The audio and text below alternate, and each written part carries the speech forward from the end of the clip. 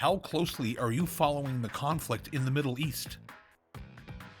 I think the humanitarian catastrophe that's unfolding is absolutely horrid.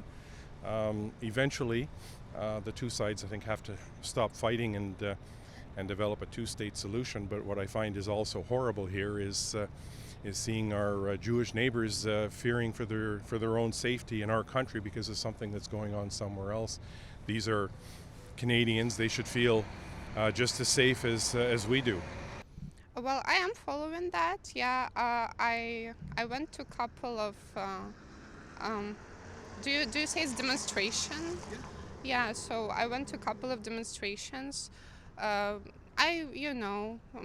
heart is breaking for what's happening both in Ukraine and in Middle East. It's not good. War is not good for anyone. No one benefits from it for sure. And well, I just feel sorry for people. I feel sorry for my people as well as I feel sorry for people of other countries who are suffering. Because you are from Ukraine. No, not only because of that, because I'm a human. Yeah. Well, we're following it. Not much we can do about it from over here. Just probably watching, listening, thinking about it. Really feeling for those people in the Middle East, like what's going on, yeah. I mean, I think it's an issue with not only regional but international implications. It's something that people clearly have strong opinions on. I try to follow it just as a concerned citizen.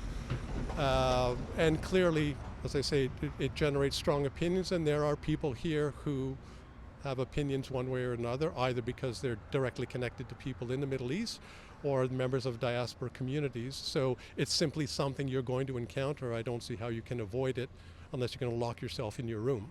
I can see where Israel had a right to defend themselves, but I'm starting to think it's a little bit of overkill on their part.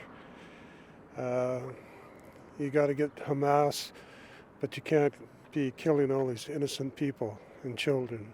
I used to watch it a lot, and I try and stay away from it now. It just stressed me out way too much. Do you think it's important to know what's on the other side of the world, or? I think it's important, but I think sometimes it's overwhelming.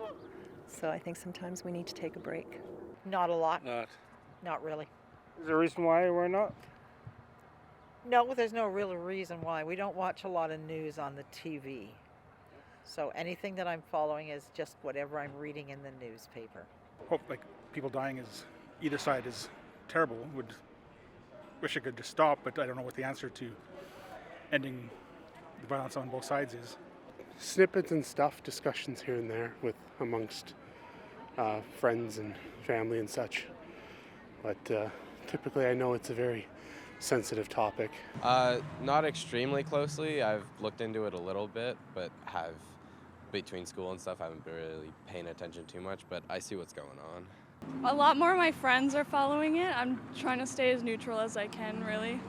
I'd say every day, or at least, as much as I can handle emotionally to follow it. You want to expand on that? Like where are you, what source you're using or how you're following it? It's in every one of my social media feeds, and I know a lot of people who are really heavily affected by it, and so those people are on my social media, and so I see it every time I open it, and then that has an effect on whether I'm going to open the social media. I'm moderately, I'd say, but it's not intentional following. It's a little bit of unavoidable exposure, I'd say. Pretty closely. Yeah, I keep up with it I don't know about every day, but a couple times a week at least I'll listen to a video or something or follow the stories and stuff, yeah. Try to keep up with it. Not terribly closely. I'm probably as close as anybody else. I wouldn't say that I'm up to date on it and checking it every minute, but I'm following it enough to know what's going on.